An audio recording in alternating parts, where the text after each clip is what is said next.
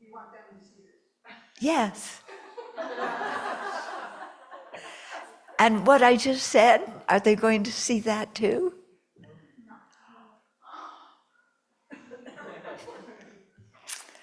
Okay, well, you guys got the secret information. Yeah, don't tell them. Yeah, no, are we on? Okay, yeah, so the point of what I was saying, that you're not getting the whole thing, is that the instructions about serenity are found in the Pali scriptures, the Sanskrit tradition, and it's taught in the Theravada, Chinese, Tibetan traditions. So it's, something quite universal. Okay, so we're going to go back to this book. Yeah, following in the Buddha's footsteps. We're on page 179. We finished the section before that. That was Taming the Five Hindrances. Yeah. And, the first part of that gave specific antidotes for specific afflictions that interrupt our meditation. So it's important to know those, and also important to apply them. Yeah. So everybody thinks, oh, concentration, I want to learn how to concentrate. And okay, I'll just sit there and stare at a candle. No, that's not the way to develop concentration. It is the way to develop eye strain, okay? But it's not the way to develop concentration, okay?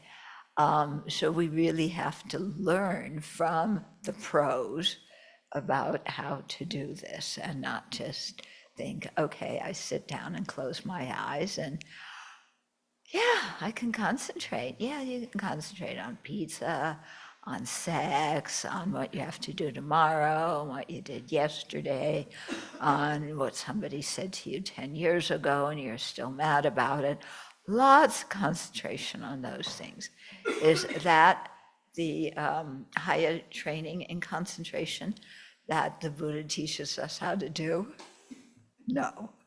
We know that one all by ourselves, don't we? Okay, so let's start with the visualizing the mirror field, doing the chanting. And so remember, when we're visualizing the merit field, we're surrounded by all sentient beings, and the people that we don't get along with we imagine are right in front of us, also looking at the three jewels. And so we have to see them. We have to make peace with them in order for us to see the three jewels. Otherwise, our anger is a big obscuration.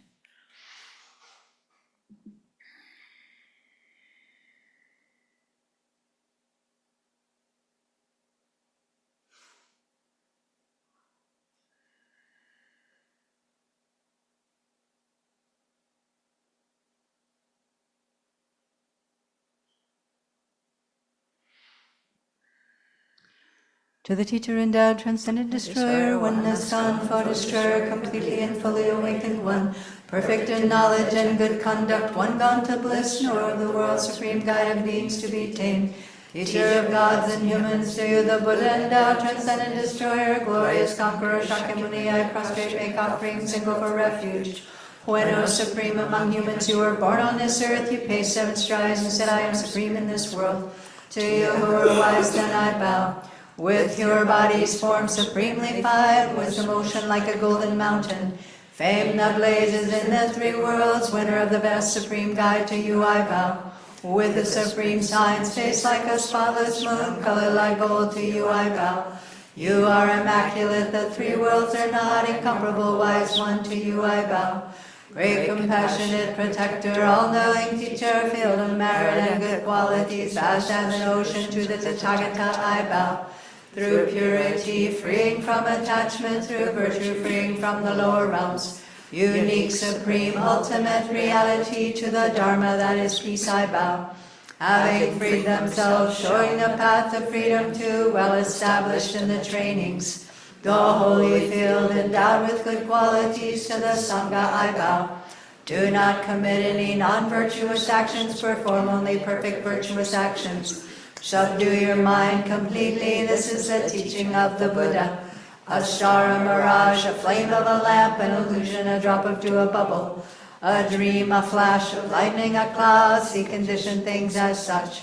Through this merit may sentient beings attain the state of all seeing, subdue the foe of faults, and be delivered from the ocean of cyclic existence, perturbed by the waves of aging, sickness, and death.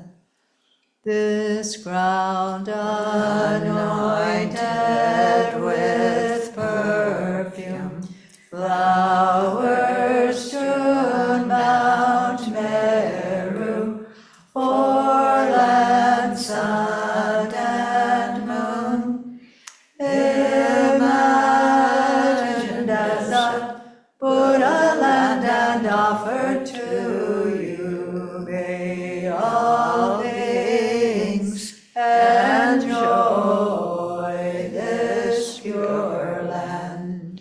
Venerable holy gurus, in the space of your truth body, from billowing clouds of your wisdom and love, let fall the rain of the profound and extensive Dharma, in whatever form is suitable for subduing sentient beings. Idam Guru Rana Mandala Kamniriyatayami. I take refuge until I have awakened in the Buddha, the Dharma, and the Sangha, by the merit I create by listening to the Dharma. I will attain Buddhahood in order to benefit all sentient beings. I take refuge until I have awakened in the Buddha, the Dharma, and the Sangha, by the merit I create by listening to the Dharma. I will attain Buddhahood in order to benefit all sentient beings. I take refuge until I have awakened in the Buddha, the Dharma, and the Sangha, by the merit I create by listening to the Dharma. I will attain Buddhahood in order to benefit all sentient beings.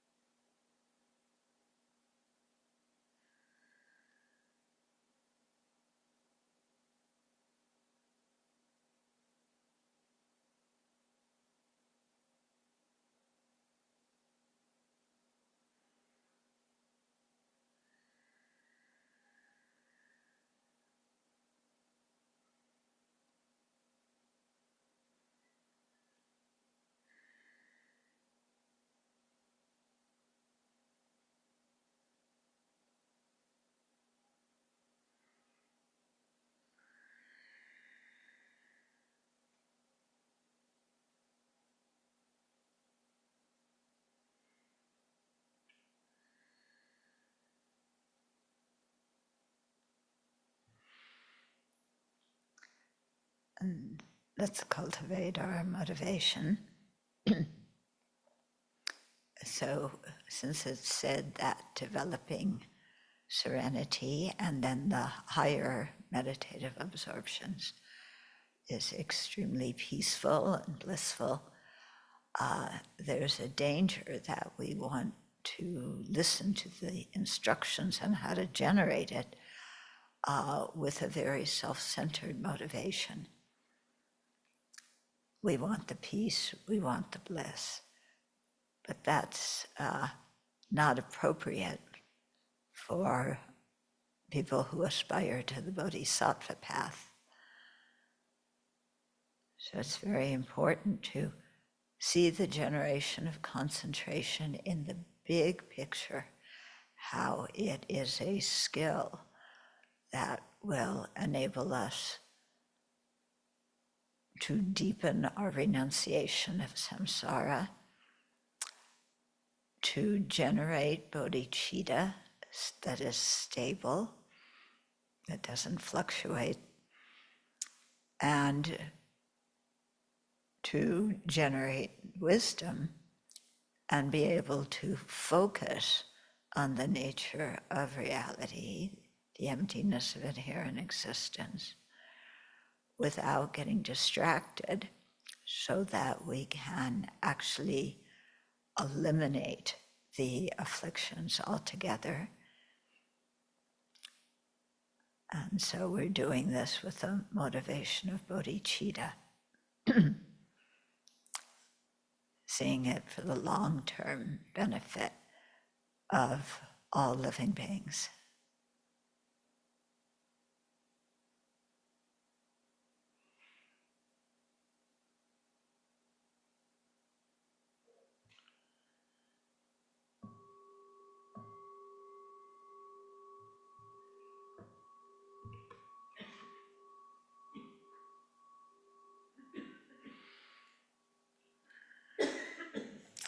Okay, so just a short review of the previous section on taming the 5 hindrances. So the main points: pay attention how to do it, pay attention to virtuous objects, and precisely contemplate the opposite of the distracting thought or emotion. In other words, the antidote that's taught in Lamrim or in thought training. Okay, the second one, and all of these have sub-branches, so I'm just going over the major outline. The second one is examine the danger and disadvantages of those distracting thoughts. Yeah, how they make you miserable now and get your mind stuck and ruminating about something over and over and over again and driving yourself crazy.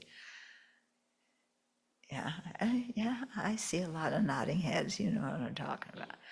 Yeah, you get stuck on something and oh boy.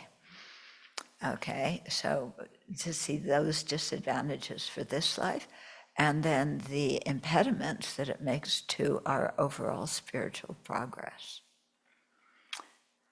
Okay, and then third is don't give attention to those thoughts, ignore them. Yeah, so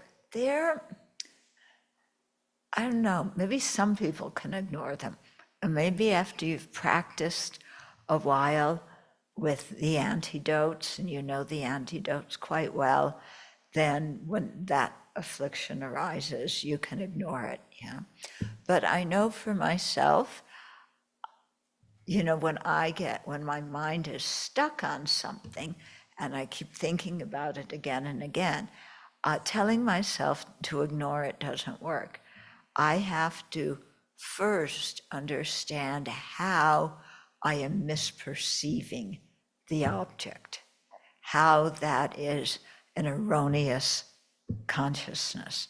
Because as long as I think my idea is correct, as long as I believe my emotion is the only one any sane person would feel, as long as I, believe that, then I can't ignore it because in my mind it's true. Yeah, so I've got to understand first how, yes, it may seem true to my worldly mind, but if I look at it, this situation from the viewpoint of a Buddha or a Bodhisattva, they would see the situation completely different than the way I would. Okay, so maybe I'm getting super sensitive because somebody criticized me, and I'm going around and around, and why are they criticizing me? I'm always the one who's picked on. They're blaming me for things I didn't do. How come nobody understands me? You know what I'm talking about. Everybody feels that way, huh? This is unfair. It's unjust. Other people have it better than me. I'm persecuted, you know. Okay, so as long as you really are stuck in that kind of thought, you can't, at least I couldn't just ignore it, because I really believe those thoughts. Yeah, that's the truth of the situation. Yeah. Of course, if I ask somebody else, do they agree with it? Yeah. If they agree with it, then that person is my friend. If they don't agree with it, then they're going the enemy bucket, and I'm going to ruminate about how I can't trust them either. Just like everybody else, nobody treats me fairly, including that person who doesn't understand me. So I know for myself, I need to prove to myself that the way I'm looking at this situation is dumb, and that I'm just projecting stuff on it that I really have no valid information about. Okay? Well, I do have valid information because I can read their mind. I know their motivation. Yeah. Yeah, really? And I not only know their motivation, is I can psychoanalyze them and give them a label. Yeah? Yeah, they're picking on me. Okay, they must be narcissistic. Yeah, is that the right diagnosis? Narcissistic. Yeah, but sometimes they're nice to me, and other times they blame me. So that's what's that? Bipolar. Okay, so they're bipolar. Yeah, and schizophrenic. Sometimes what they accuse me of is really stupid, but I still get mad. So they must be schizophrenic. Oh, our therapist looks really disappointed at me. I'm sorry. Yeah. I mean, everybody diagnoses everybody else. So, yeah. Really, I mean, I've noticed that with people that, everybody can give everybody else a diagnosis. Yeah. Okay, so my point is, until I start to practice one of these antidotes and start switching my frame of reference and looking at the situation from a different perspective, it's only then that I start to see, oh, my take on it is not correct. There's something else going on here. Okay, so the example, I'm sitting there, supposed to be meditating, developing concentration on the figure of the Buddha, or maybe I'm doing the 4 mindfulnesses of the body, and so I'm developing concentration on that whole pile of bones, and yeah, and I just got distracted by somebody remembering that in the break time, somebody didn't like my idea. So if somebody doesn't like my idea, that means they don't respect me. Right? Yeah. And it also means they're out to get me. Yeah, because they contradicted me right to my face. Can you imagine? Yeah. So I'm mad. Okay, now, if I as long as I'm looking at that from the perspective of this life and my mind covered with afflictions, that looks true. If I look at that from the perspective of multiple lives, then I have to ask myself, why am I experiencing this situation? Oh, karma. It has something to do with karma. It has something to do with things that I said or did or thought in a previous life that I just ran with,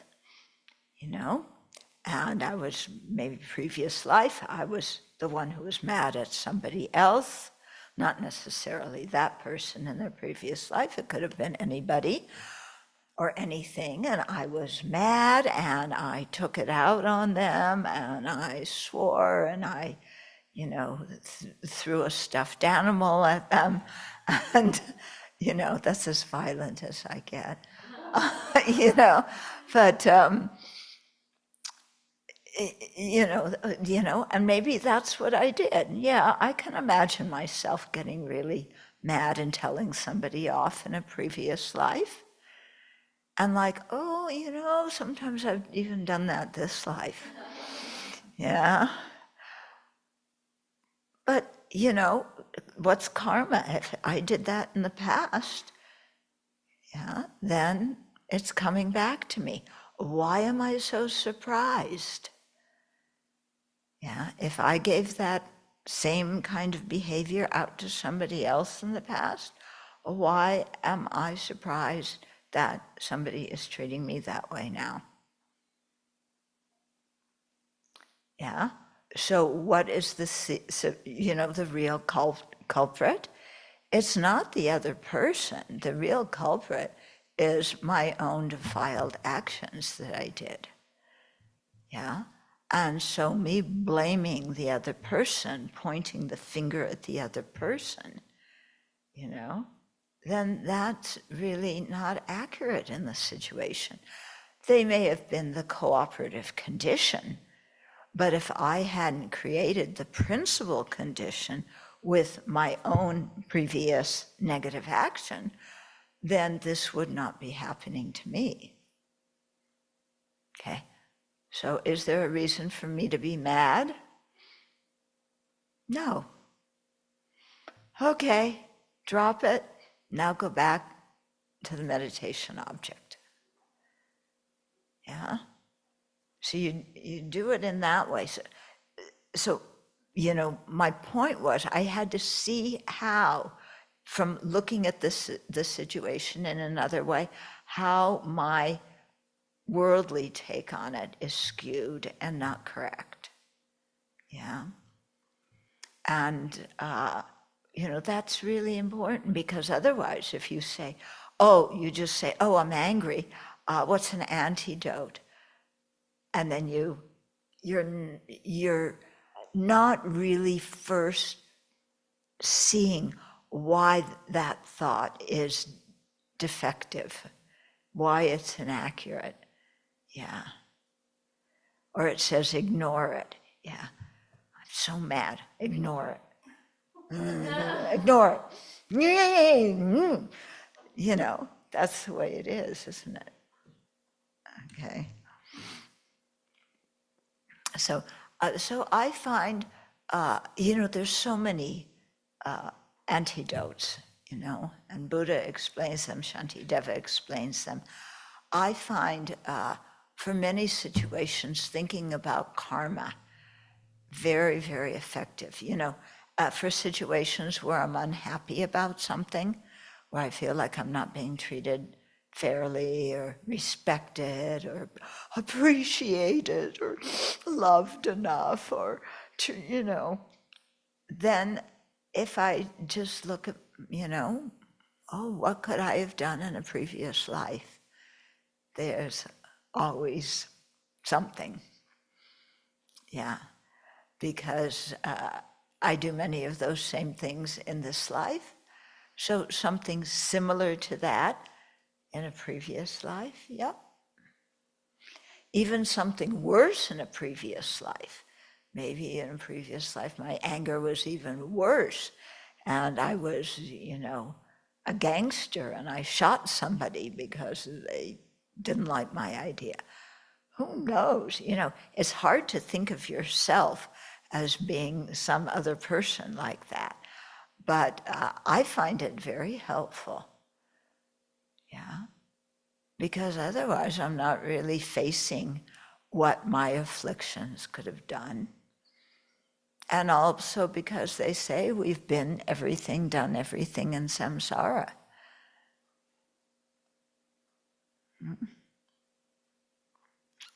You have a question?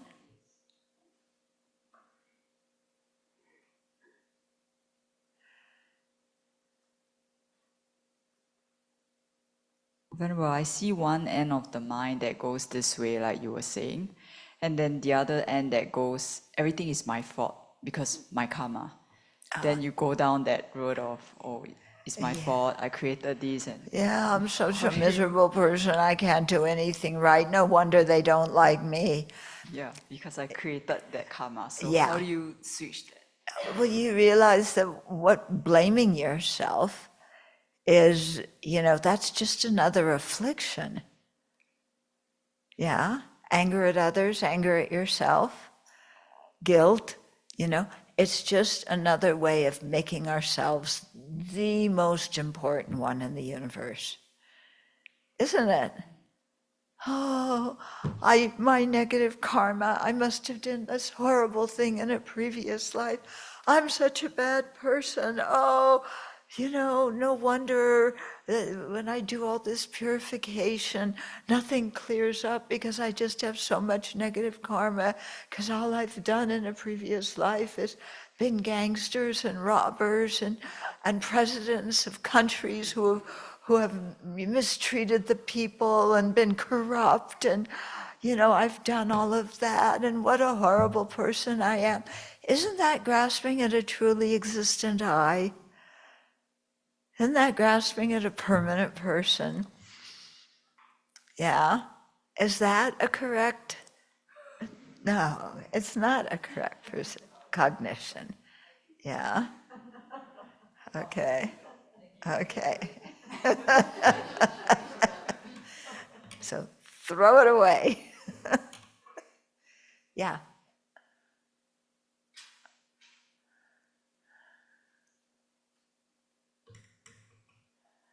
I really like the idea of using karma as an antidote, because it also helps you, the way you're describing it, shift your worldview over and over again, which it really, I wasn't raised to think that way or to even believe in it. So any help I can get to keep it fresh and apply it. So thank you. Yeah, that's very true. It really helps us remember to have the Buddhist worldview, that it's not just this life, and it's not just now what's happening, to have a big picture. Things arise due to causes and conditions. Causes come from the past, don't they? Causes do not happen at the same time as the result. So if I believe that things come because of causes, the causes were in the past, okay? And then you start thinking of past lives, yeah?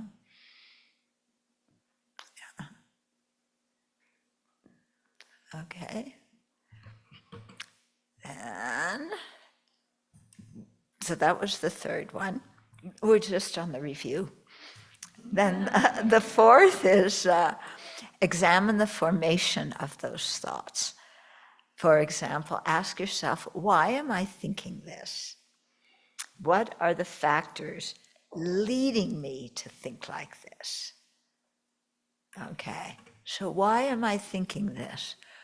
Oh, well, I'm remembering something that happened yesterday. Yeah, that was a factor. Something happened yesterday. That's a factor.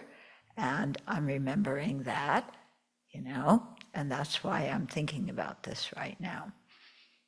Okay.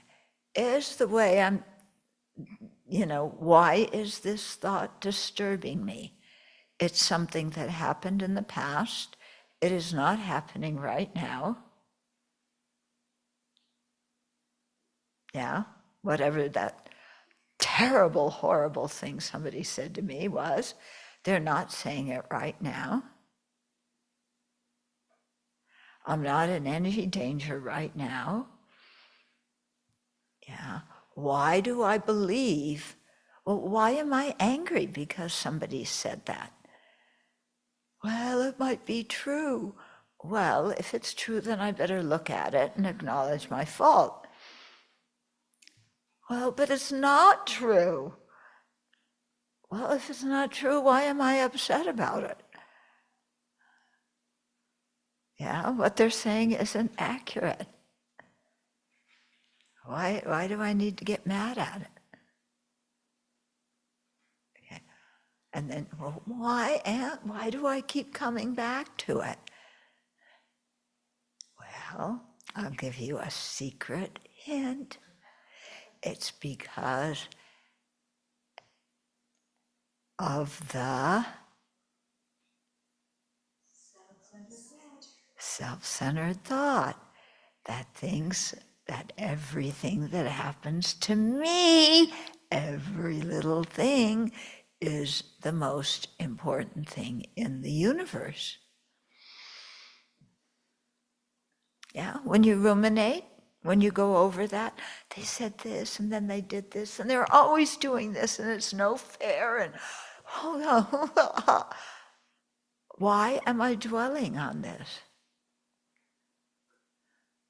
Because it makes me feel like I exist. Yeah? I mean, I'd much rather have a happy thought that made me feel like I exist. But I don't. But the most important thing is that I exist. And if I'm mad, I exist. If I'm offended, if people are not treating me properly, if I'm unappreciated, I exist.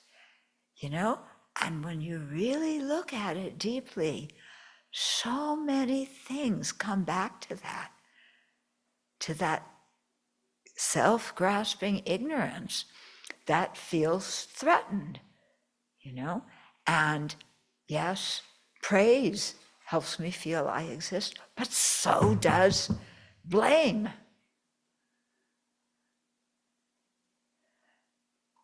Yeah?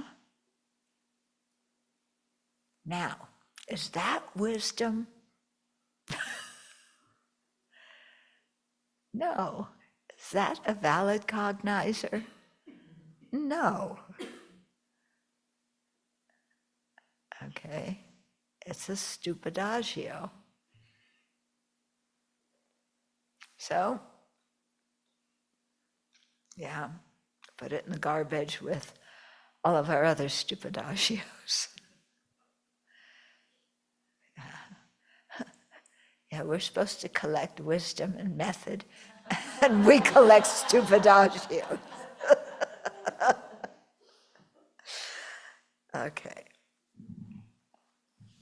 Okay, and then the last one was crush the mind with mind. In other words, really focus on the virtuous mental state. Yeah. Okay, so now we're on to the next section, which is called Meditating on the Body to Counteract Desire.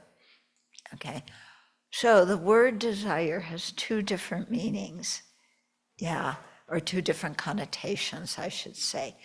Both of them have the implication of wanting something, okay? The desire that wants material objects, that wants fame, that wants pleasure, that wants all the things you weren't getting that were the reason why you got mad. Yeah, all those things are the wrong kind of desire. They're the afflicted desire. Yeah, because they're all based on ignorance, and and they're leading us down a rabbit hole of a lot of disillusionment, disappointment, and everything else. Okay, that's the kind of desire we don't want. Yeah, but then people say, oh, but what about if I desire awakening, or I desire to be a kind of person? Isn't that attachment too? Shouldn't I abandon that? The answer is no. Okay, because, desire is just the mind wanting to go in the direction of something. Those are virtuous desires. Yeah, so sometimes instead of calling the virtuous ones desire, we call them aspirations. Yeah, or we just say a virtuous desire. I remember once, there's one prayer to Chenrezig, or a couple of prayers, where they talk about Chenrezig being attached to sentient beings. Do you remember that? Yeah, that Chenrezig is just attached to sentient beings. And then I remember the first time I read that, it's like, well, that's a defilement. How can Chenrezig have one of the biggest defilements in the world, And what it is sometimes how they word it is they use that word, but it doesn't mean the usual attachment, because the usual attachment is based on exaggerating the good qualities of someone or something. And the kind of quote, quote, attachment Chenrezig has is based on accurately perceiving the person. Yeah, or accurately perceiving all those sentient beings and seeing them as beings who are overpowered by ignorance, anger, and attachment, and so have a lot of dukkha and don't even know how to get out of their situation. Okay. So remember this when you read the words, yeah. So, okay, so meditating on the body to counteract desire. Here, the kind of desire we want to counteract, which kind is it?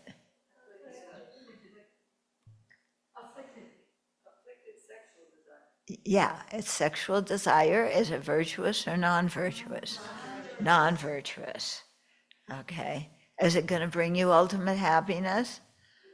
No. Lama Yeshe one time was talking about it. He said, it seems like it's going to bring you ultimate happiness, but if it did, why do you have to keep doing it?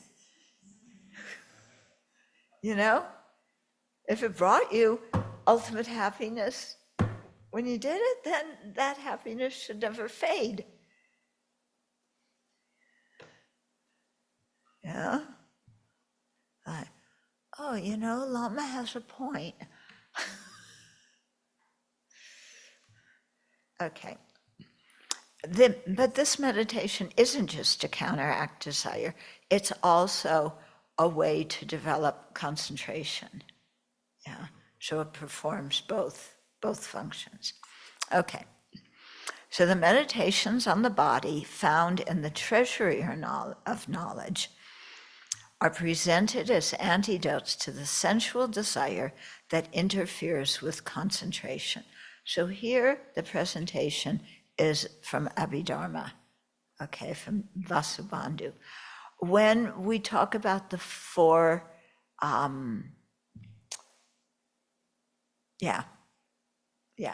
the four establishments of mindfulness, it's not just to counteract desire, but it's to gain wisdom, because that mindfulness is put together with the mental factor of wisdom.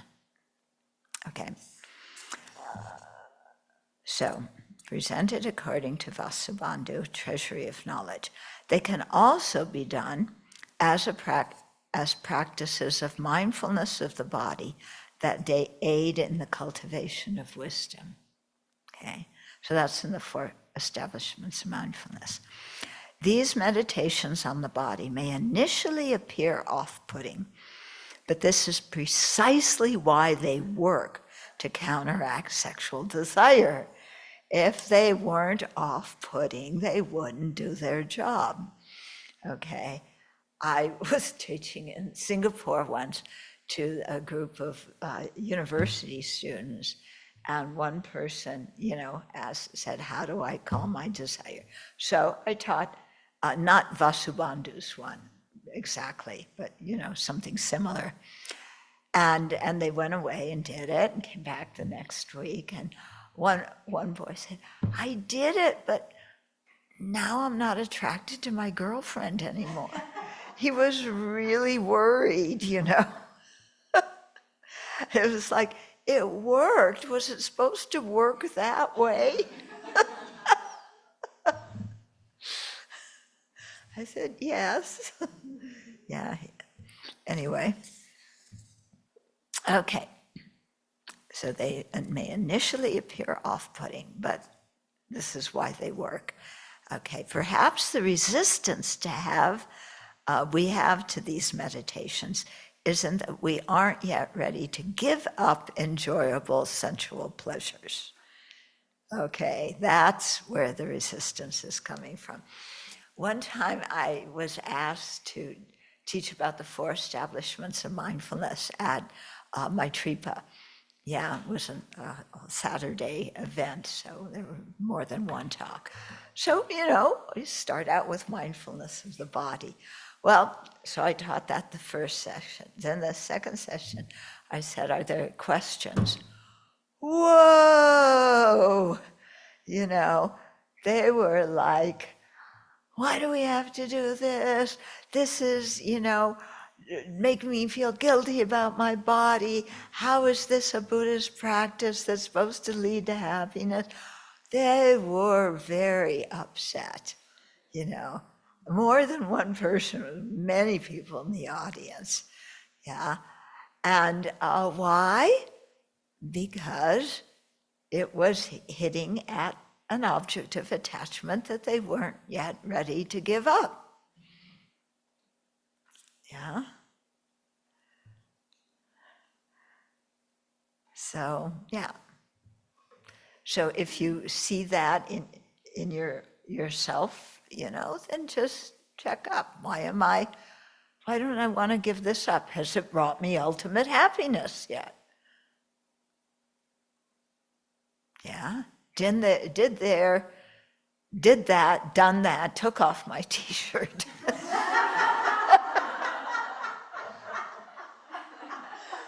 Yeah. No purpose. Yeah.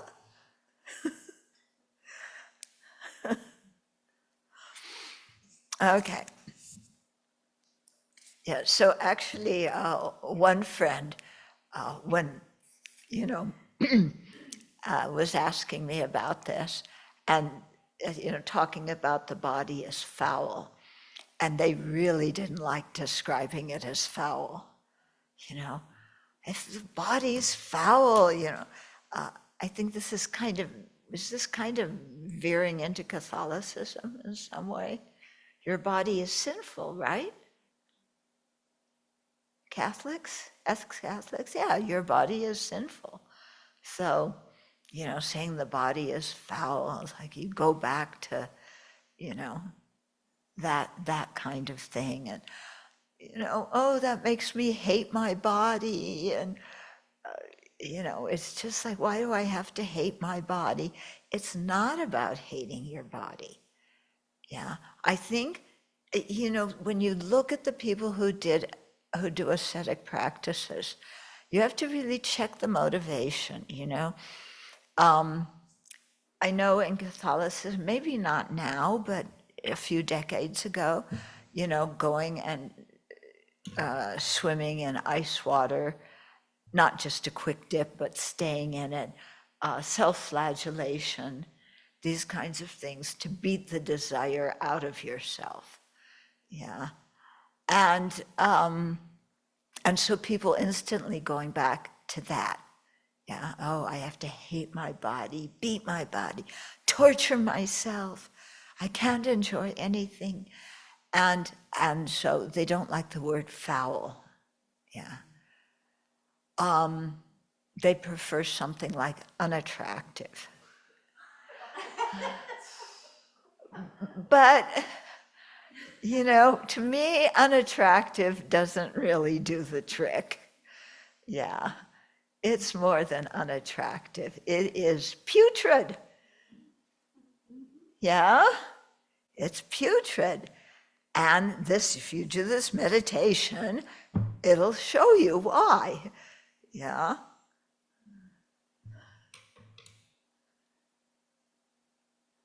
Oh, you don't look happy at me saying it's putrid. Oh, yeah, Yuan body is beautiful, huh?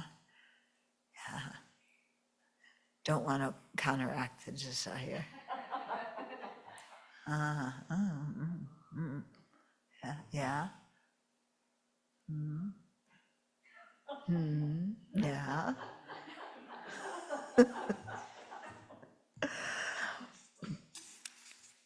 So to do these meditations on the body, examine what the body is, both now when it is alive and later when it has become a corpse and is in various states of decay. Yeah. But you know, we don't see bodies in states of decay, do we? Yeah, because, you know, at the mortuary, they either they bury them immediately, or they what's it called? Embalm them. Yeah. And when they embalm them, they look so peaceful, don't they? Yeah. And they shine a light on it that makes the skin look kind of fresh and pink, you know, if it's a white person. And their eyes are closed. They look like they're sleeping. Yeah, when I was a kid, I remember asking, you know, what does it mean to die? Well, you go to sleep for a long time. Yeah. But this is saying, no, look at the body. Yeah, if it's not embalmed and it's just au natural, you know, like natural food, then, you know, what is it? Okay. When dissecting sexual attachment, see that it arises in relationship to the body's color, shape, tactile contact, and usefulness. Okay, so to counteract attachment to the beautiful color of someone's body, the color of their skin, their eyes that are like diamond, their teeth that are white like pearls from using the right toothpaste, and so forth. Okay, you're looking at the beautiful color. Contemplate that no matter how beautiful his or her body is now, after death, it will not be good looking in the least. Yeah. So if you're there when somebody dies and you can, you know, just be there for the death process and you see how they're trying to keep breathing, you hear the death rattle, and it's clear that they're going. Yeah, is it the body your friend? Is it so beautiful and attractive? Okay. And as it starts to turn blue, you know, or whatever color it turns, yeah. So imagine it as a corpse. First, it will turn a dark bluish color. Yeah, not a bright blue, pretty blue. Yeah, not a royal blue, a dark bluish color. Yeah. That will start to go along with the smell. It doesn't mention smell here. Yeah.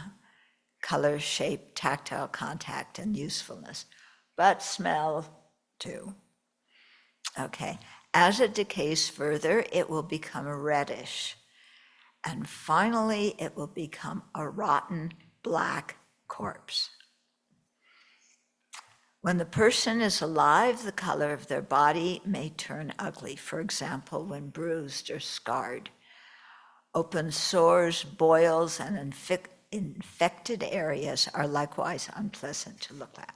So even while the body is alive, there are certain parts, when it's injured or whatever, somebody breaks, their arm or their leg and the bone is sticking out of the skin. Yeah. Or, their head is bleeding or, whatever. So it can be ugly when it's alive, but especially as it starts, because the body is basically meat. Yeah. If you put, a piece of steak out there in the sun and or anywhere except the freezer, after a while, it's going to turn color and it's going to stink and it's going to decay. And our body is just meat, basically. Yeah. As an antidote to attachment to really imagining, if you're attracted to somebody, imagine what they're going to look like when they're dead. Yeah. And imagine what your body is going to look like when it's dead. It's not just their body, but it's our body also that's foul.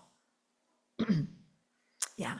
So you have to do it with both, because otherwise, oh yeah, their body's real foul, but I'm hip and I'm attractive, and that's never going to happen to me. Okay, as an antidote to attachment to the attractive shape of another's body. Oh, like, what is it? Jeff, what's his, Bezos, Jeff Bezos? He just got married, so he booked the city of Venice, Italy, for the wedding, basically, and invited over 200 people, and they took over the city, and many of the Venetians were not happy about this. Yeah, but he's marrying one lady, I forget her name. Anyway, yeah, she looked like a Barbie doll in terms of her figure, okay? She, somebody put in a thing of, she's adopted the corset. Yeah, what they used to, you remember Scarlett O'Hara in the movie Gone with the Wind? Your waist is like about this big. Yeah, your bust is, up here. Yeah, and that's how and then her clothes, Jeff Bezos' wife, skin tight. Yeah. Why anybody would want to look like that and attract that kind of attention that it's going to attract?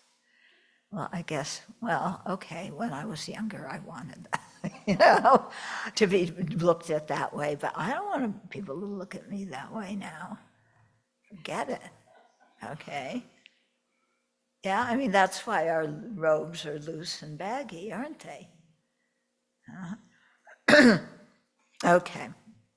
So as an antidote to attachment to the attractive shape of another's body, contemplate its appearance when it is a bloated and swollen corpse. Okay?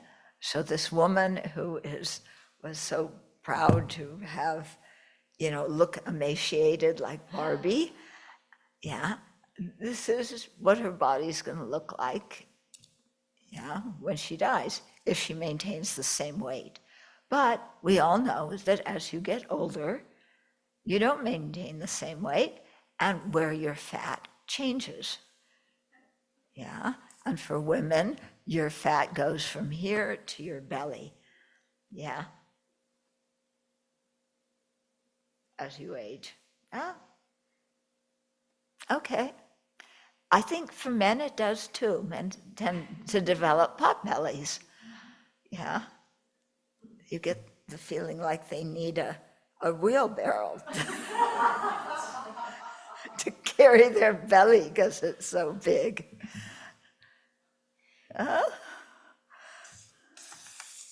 But it is, when it dies, it is a bloated, swollen corpse.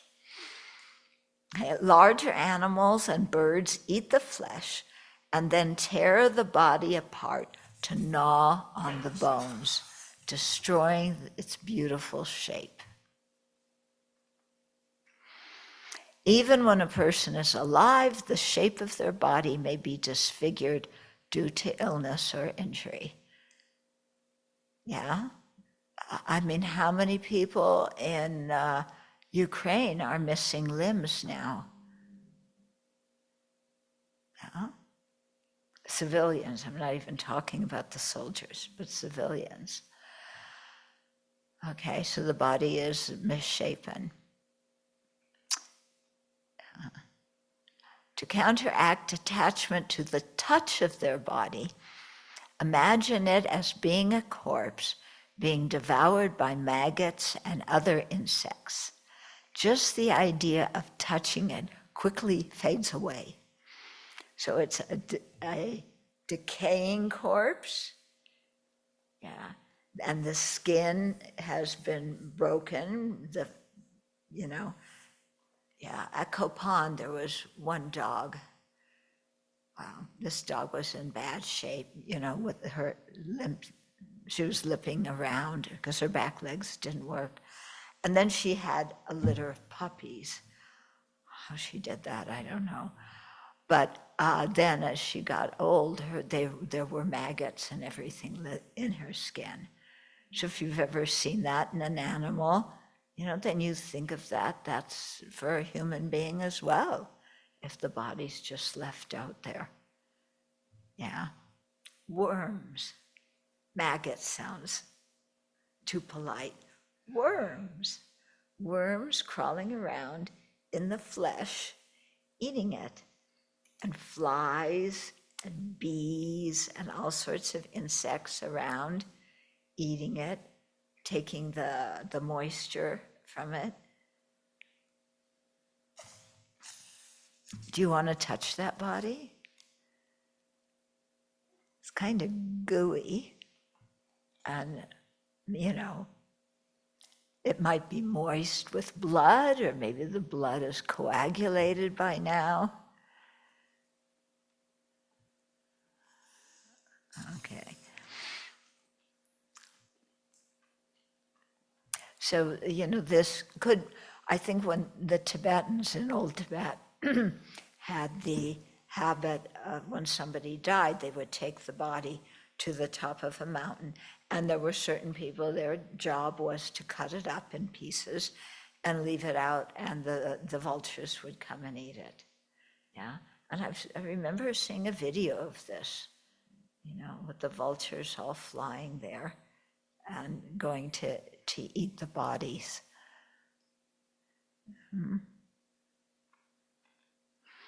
Okay. To counteract attachment to the touch of their body, yeah, just imagine it as a corpse being devoured by maggots and other insects. Just the idea of putting your nice, pretty little paws in that gooey, stinky mess. Yeah. Okay. Eventually, the flesh is consumed, revealing the skeleton. This is hardly a body we want to embrace. Yeah. Do you want to hug and kiss a skeleton? And I'm not talking about Boney. Boney is, all clean and he's dressed properly and, Boney looks kosher. But, a regular decaying body is not that neat. And, especially if the animals are eating it, they're going to pull the limbs apart, grab part of an internal organ and take it away, and eat it over there, and they'll fight over it. Okay, yeah, so when alive, the body may be covered with open sores infested with worms. Here in India, we see lepers whose flesh has rotten and fallen off, revealing the bone underneath. And if you have been to India, you see this often in the train stations. In McLeodganj, we had the lepers that lived there. The usefulness, this is the next aspect. The usefulness of another's body refers to the pleasure derived from it. So how you can use somebody else's body. This may be sexual pleasure or pleasure because they serve us. They cook for your food, they say nice things, they run errands for you. Or pleasure from their personality. Yeah, they have a good sense of humor, they say things that really make you think a lot, whatever it is, okay? So that's all those ways in which we can appreciate a living person, which means that their body is useful because that's the basis of their life. Okay, here we consider that person almost like an instrument for our own use, enjoyment, and pleasure. Yeah, Lama Yeshe also had a good one about this. Yeah, he said, when you say I love you, it really means I want to use you.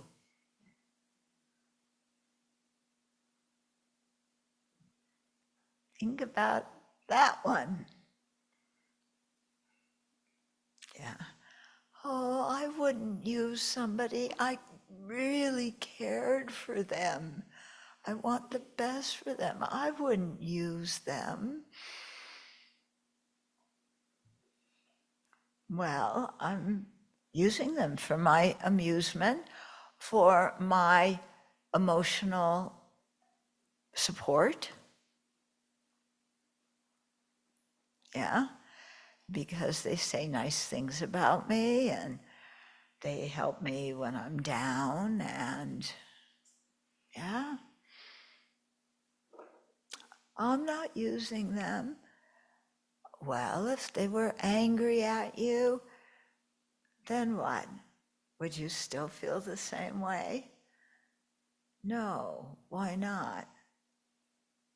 If you really cared about them, the essence of who they are, then why don't you care about them? Why are you getting divorced? Why don't you care about them when they're angry? And when they're old and smelly?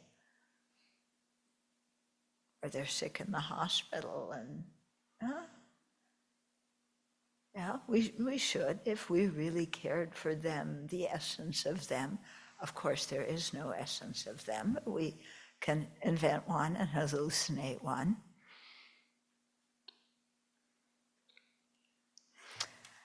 Okay.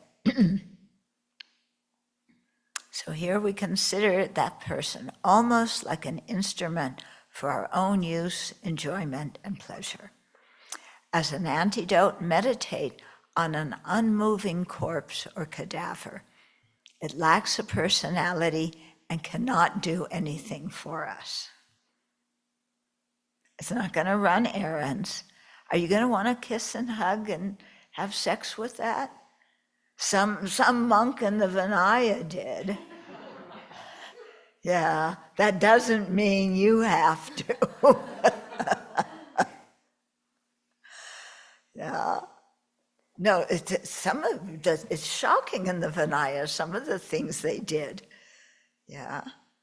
The poor Buddha, he had to, all these people, and not just pedophiles, but animophiles. Yeah. Having sex with a monkey or a donkey or, Okay. So the point is, that when they die, their body is of no use to us. So, and clearly that body no longer has a consciousness. So it doesn't have a good sense of humor. It's not going to cheer us up when we're down. Okay. As an antidote to all four, color, shape, touch, and usefulness, beginning at the person's forehead or at their toes, visualize the person's flesh rotting and falling off piece by piece. Okay, so this is your meditation, what you're imagining, that really good-looking body, and it is rotting and the flesh is falling off piece by piece, stinky, dirty, disgusting looking, until only a skeleton remains. And that skeleton is not polished, like bony and clean. It's like if you've ever eaten meat, and they serve you something with bones, and you are basically eating the flesh of that animal. Do you get every single scrap off the bones? No, there's little pieces left on, parts of sinews and tendons, and, it's not polished and clean and nice and neat. Okay. So then imagine the same thing happening. So you do that with your body, or the person's flesh, Then the other person. Then imagine the same thing happening to others' bodies until the whole universe is entirely filled with bones. So you can, start with one person here at the Abbey, and by the end of the meditation, in your mind, everybody's body has, the flesh has fallen off, and there's just bones, dirty,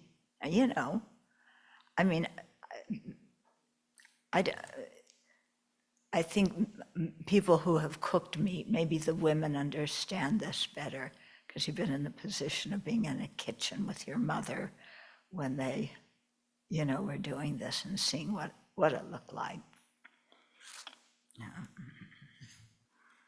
Okay. Until the entire universe is filled with bones. Alternatively, meditate on the components of the body, the intestines, stomach, muscles, kidneys, spleen, brain, blood, and so on. Whether the body is alive or dead, the color, shape, and touch of its organs are unpleasant. Some people faint when seeing the inside of the body. So when I was in Thailand, because they have the custom in the US, going to see an autopsy, I don't know how legal that is. Probably you'd have to jump through some hoops. But in Thailand, because the monks do it for their practice, it's easy to do that. So when I was staying there at Wat Mop Jan, they offered to take us to see an autopsy. And I had, in college, taken an anatomy class. I had, dissected a cadaver. But a cadaver is a little bit different, because, it's the color is brown, but it doesn't smell often, and it's been dissected many times, so it's been put back together, everything in its right place, Anyway, but actually going when they are cutting the body open at a real, I was going to say a real live, it's a different thing. So it was interesting because it was me and Wei Ling, one of a Singaporean woman, and then a few monks going. And when we were driving there, the monks were so concerned. You're gonna see a body getting cut up, and do you think you're gonna faint? If you're gonna faint, just leave the room. Don't make yourself stay there. In fact, if the whole idea repulses you of going, you can just wait outside for us. They were so concerned about the two of us fainting. Yeah. So Wei Ling says, we've all been in the kitchen with our mothers, cutting up animals, chickens and pieces of, animals. She said, we're not going to faint. We've seen that kind of stuff. Yeah. And the reason they were asking us is because one of the younger monks had fainted at the last time they went. Yeah, so they're so worried about us. And Wei Ling was like, forget it, Uh-huh. So I don't really have the cultural experience of chopping up an animal in the kitchen with my mom. And I think it's an interesting thing to think about that here at the Abbey, walking on the trail, I've seen dead animals in various states of decay. When before in the city or the suburbs, it's like, well, maybe I drive by some roadkill, but I'm going very fast, I don't really see. At the grocery store, growing up again in the suburbs, it's like, your chicken breast is just nicely cleaned and, chlorinated or whatever for it to keep its color. You don't have to dissect it yourself, opposed to people who are growing up in cultures where you go to a market and are picking out the chicken you want, or if you're growing up on a farm and, killing the chickens. So there's a generational thing, a cultural thing. It depends on the country, because like you said, in America and in the West, grocery stores are very sanitized. So you can buy meat, but you don't connect it that this is the flesh of a living being.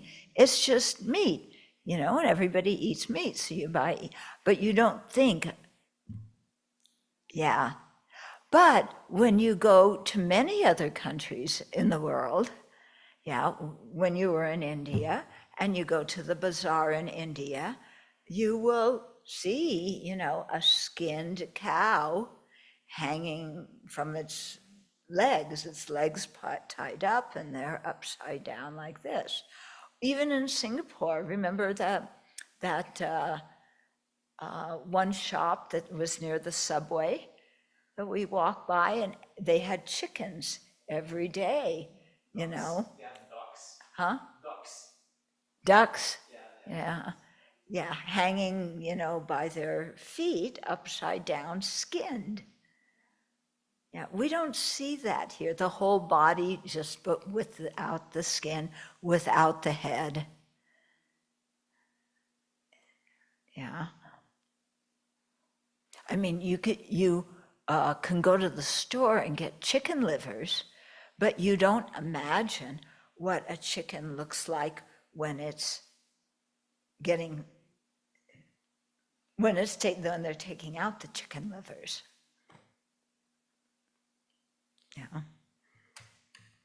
So there's a disconnect in our culture. We buy meat, but it's not living beings' bodies. It's not corpses. Well, it is a corpse.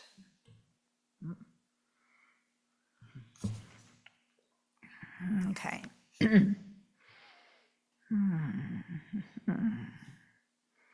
Okay. Contemplate your own body in a similar way. For one day, it will be a rotting corpse or just a pile of ashes if cremated. Meditating on the body as described above causes the mind to become disillusioned with the splendors of samsara. Like, why do we want to embrace somebody else's body? And why do we ourselves want to take another body? Yeah. It is less distracted by sensual desire and can more easily be applied to concentration. Yeah. Okay. Now, the next part of meditating on the body, meditating on a skeleton to counteract restlessness. So this meditation is really good. And when I was having a few of the sessions with His Holiness, about these books, I was asking him to teach, the 4 establishments of mindfulness. And so he went through this meditation, and I started doing it. It was really interesting. My mind got very calm. Yeah, got very calm. And it was it was strangely easy to contemplate. Yeah, but let me describe the meditation. Okay. Meditating on your own body as a skeleton makes the mind sober and is a general antidote for restlessness. So restlessness, your mind is going from this object to that object, and you want to stand up and check your email because you're sure that, the president just emailed you, or you just won a lottery, that's your junk mail, sorry. But, distracted, I want to go do this, I have to do that. Okay. So the following meditations on a skeleton may work also to eliminate laxity, because the mind focuses on an object that becomes more and more subtle. Okay, so it is an antidote to restlessness, flighty mind, yeah, and when your mind, the clarity of your mind, or the intensity of the clarity isn't so good, because here, as you'll see as we do it, the bones that you're concentrating on get smaller and smaller. Yeah. Okay, so begin the meditation by focusing on your mid-brow, okay, and visualize the flesh gradually falling off. Yeah, so you have to do it slowly, it's not like boom and all that, but yeah, that if you do it like that, it doesn't have the same effect. So you concentrate here, and then you imagine that your flesh is falling off, up here, everywhere, big pieces falling off.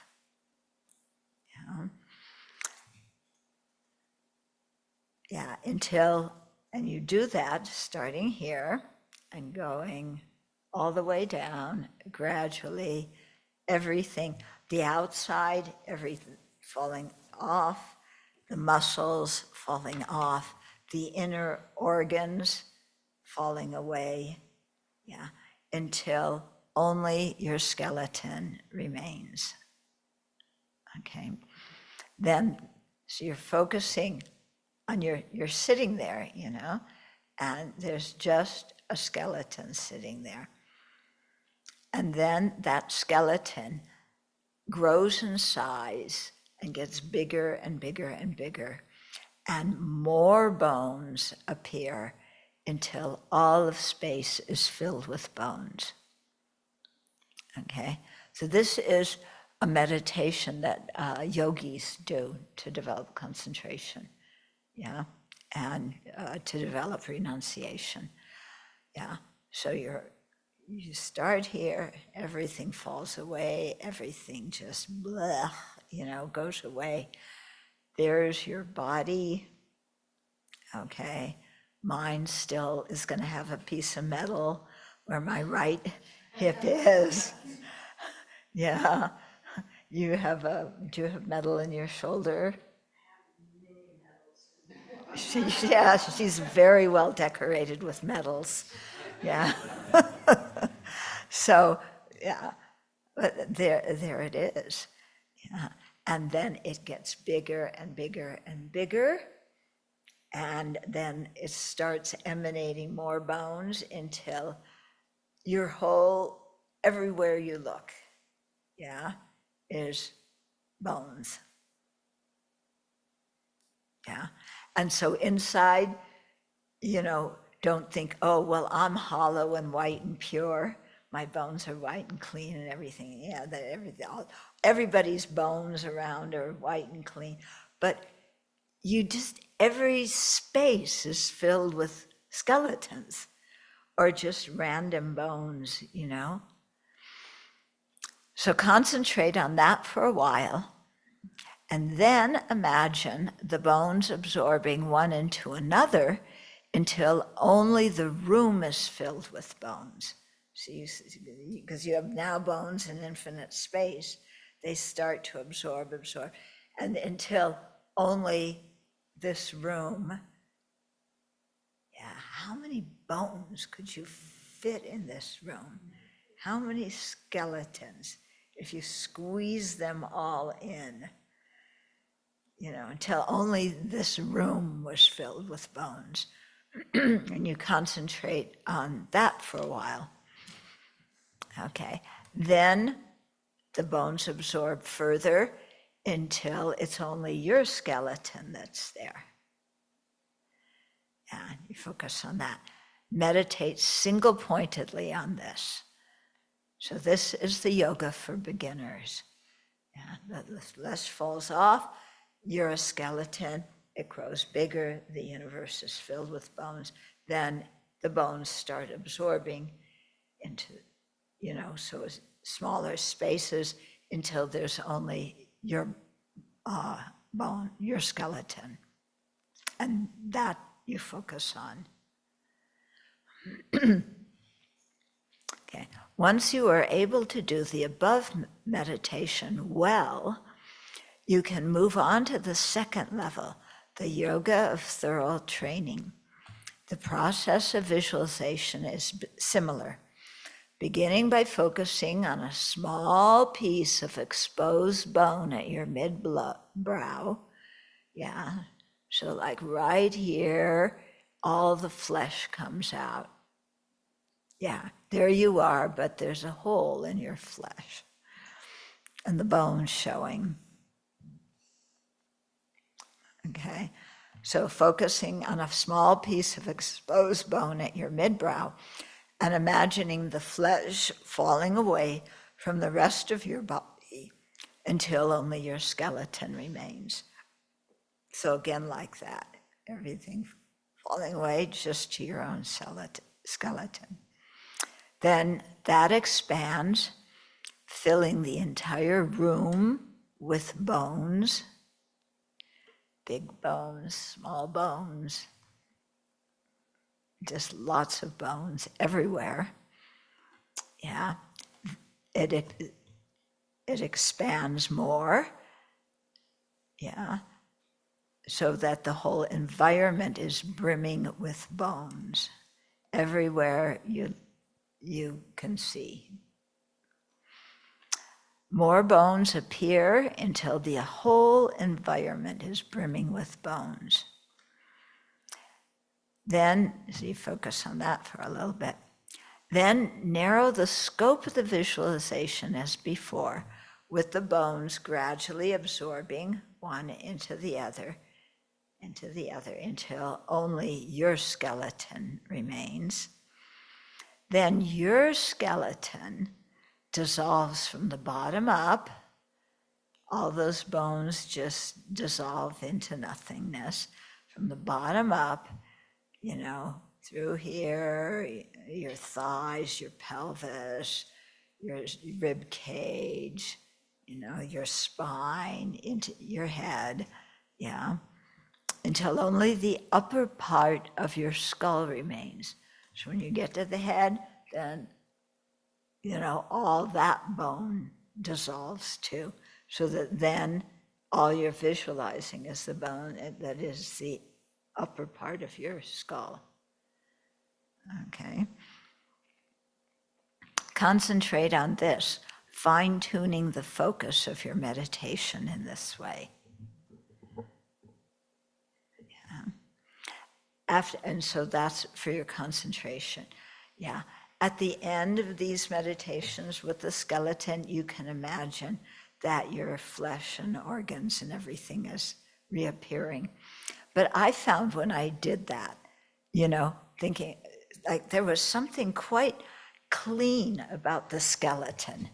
And when I started thinking of the muscles appearing and, liver and intestine and, kidneys and bladder and bile and, all this stuff, then it was just, because you have to, put your body together like it was before.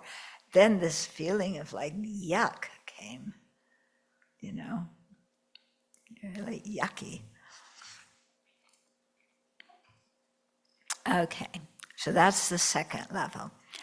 In the third level, the yoga of complete attention, visualize in the same way as before, expanding the range of the bones, and then, withdrawing and absorbing them until only the upper half of the skull remains. Okay, so just like the second part, Then that dissolves, your whole top of your skull dissolves until only a tiny fragment of bone is there at your mid-brow. And you concentrate on that single-pointedly. Just a little piece of bone.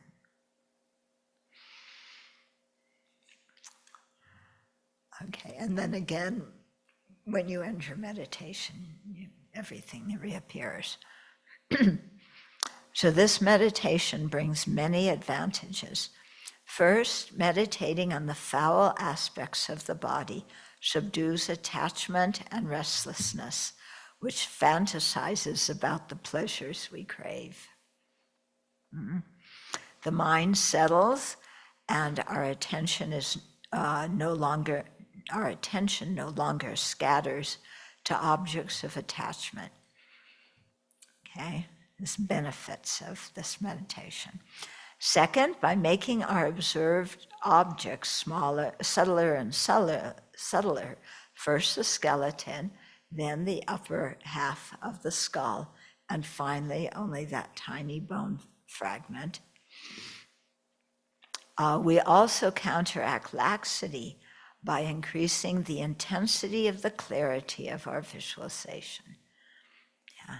These two bring the third advantage, the ability to concentrate single-pointedly on the chosen object of meditation. So when the object of meditation is very small like that, it increases the intensity of the clarity and helps the stability as well. The above meditations on foulness act as antidotes to attachment and restlessness. Although they do not eliminate the seeds of these afflictions from our mind streams, they reduce their coarse level by preventing their manifesting in our minds. Whether an object is actually attractive or not, our minds are fully capable of fabricating beauty. Okay. One of my friends in Israel was like a hospice nurse, some kind of nurse. And she wasn't a nurse. Her husband was dying or was very sick. And so she kept going into the hospital to look after him and to see him. And she would say to the nurse, "Isn't he beautiful?" Yeah. He was an old man, wrinkled, smelly, not very beautiful, but to the wife's eyes, he was beautiful. And my friend was the nurse, and the wife was saying that to her, and she was thinking, "You think that's beautiful?" Yeah, but this is the power of our mind. It can make anything beautiful. even though it's not.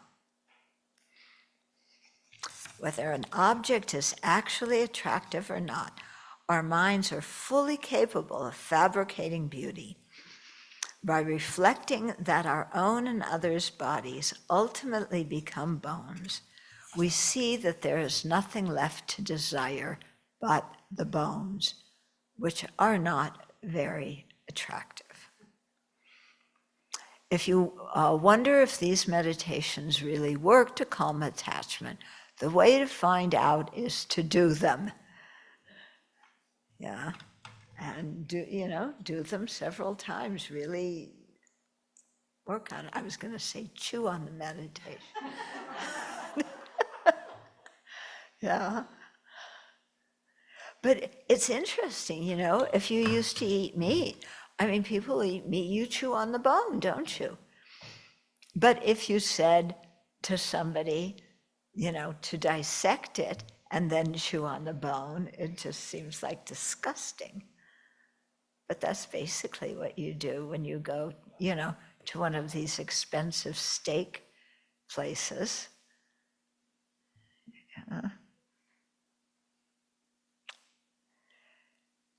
Okay, so questions, comments?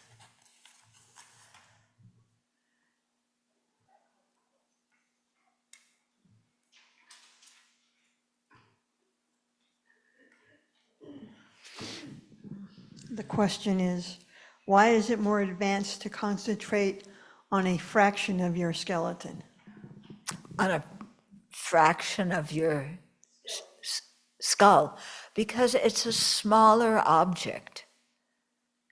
If you concentrate on your head or your body, it's a bigger object. When you can narrow it to something that's small, then it helps the concentration.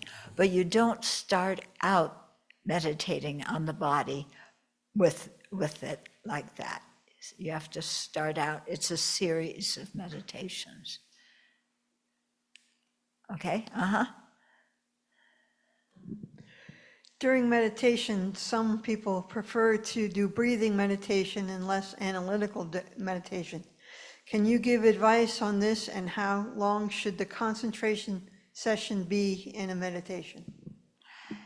It depends on the individual. Yeah, when you're beginning, they say make your sessions short and sweet, because if you make them too long, then you don't want to come back and meditate again. Yeah. On the other hand, if you make them too short, then you can't really get into anything. So, it depends on the individual. Mm-hmm. Pass the mic up here.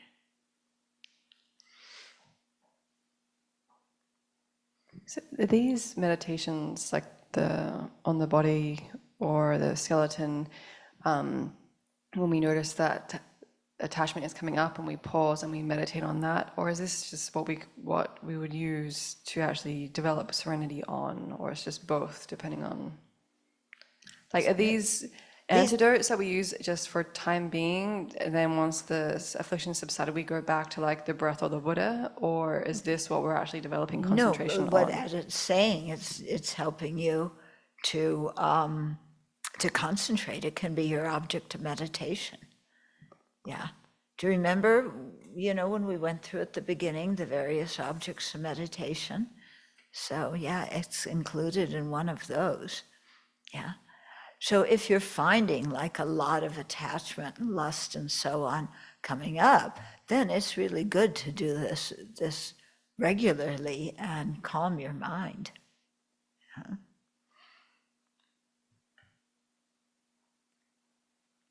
Anything else? Okay, then we'll dedicate.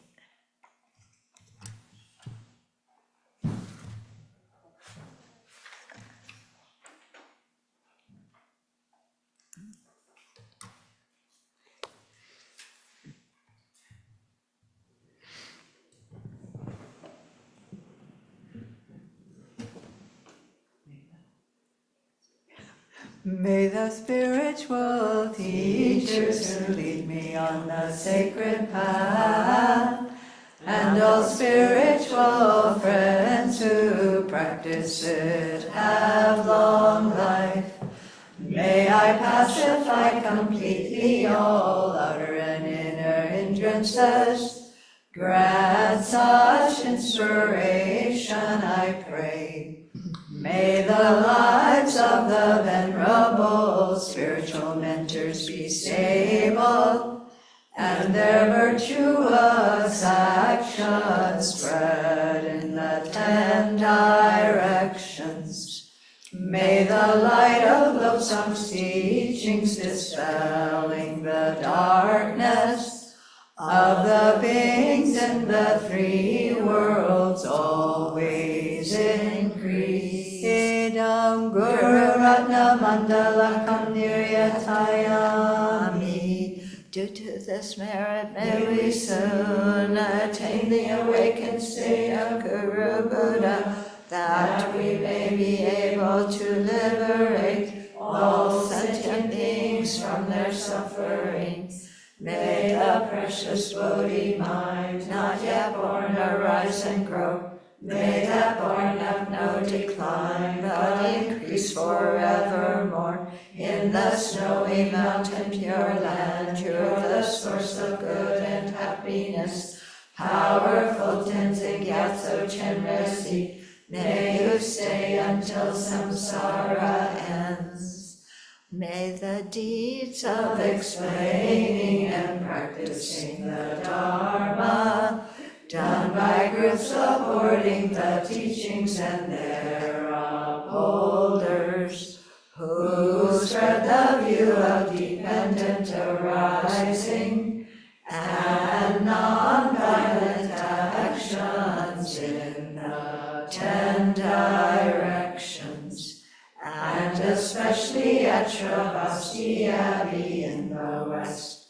Lord,